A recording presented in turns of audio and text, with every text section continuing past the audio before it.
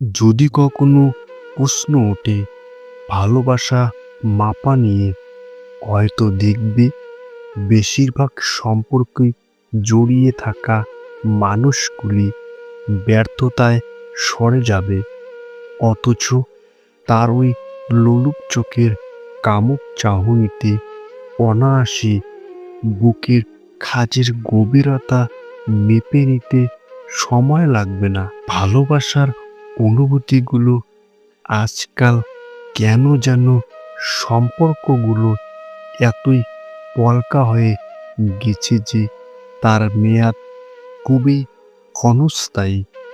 শরীরে নাকি সব কিছু, মনের জন্য কোনো জায়গা বরাদ্দ নেই। ভালোবাসা আজকাল বিজ্ঞাপনে বিজ্ঞাপিত পার্ট টাইম কাজের মতো। পোষালে থাকো, না হলে দরজা খোলা আছে, স্বচ্ছন্দে বিদায় নিতে পারো। এই ধরনের সম্পর্কগুলোকে বাইরে থেকে দেখে আপনি একবারে বিমোহিত হয়ে যাবেন, কিন্তু ভালোবাসার সুগন্ধান সেখানে শূন্য। ভালোবাসা কি শুধু নিজস্ব অনুভূতি? একে অপরকে অনুভব করা হয়, দুজনের বোঝাপড়া নয়। ভালোবাসতে গেলে নাকি অপর দিকের মানুষটিকে প্রপোজ করতে হয়, তা না হলে প্রেম নাকি ঠিক জমে না, হাতুড়ে গিরে যায়। হাতে গোলাপ নিয়ে বসে থাকে, সামনে দাঁড় করিয়ে ভালোবাসার কথা জানাতে হবে। যদি সে রাজি হয় তবে আপনার ভালোবাসার জয়, না হলে পরাজয় বরণ করে ফিরে আসবেন। ভালোবাসা কি সত্যি এত নিয়ম মেনে হয়? যখন কাউকে আপনি মন থেকে ভাবেন, তখন কি তার অনুমতির জন্য মুখাপেক্ষী হয়ে থাকেন? ভালোবাসায় তাহলে কিসের অনুভূতি?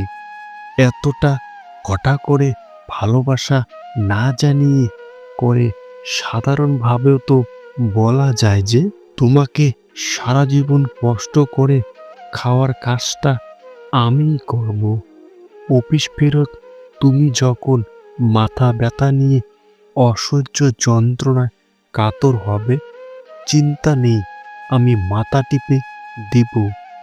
তোমাকে বিরক্ত করে বেশি করে আদরের দাবিদার আমিই হব, বা তোমার মুড সুইংয়ের দায়ভার আমিই নেব।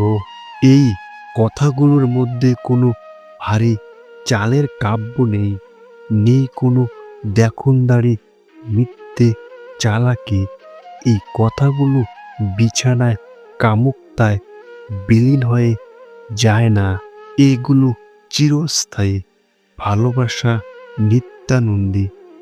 প্রিয় মানুষটির একটা ডাক নাম দিয়ে রাখো, যে নাম ডাকার অধিকারে শুধু তোমারই থাকবে।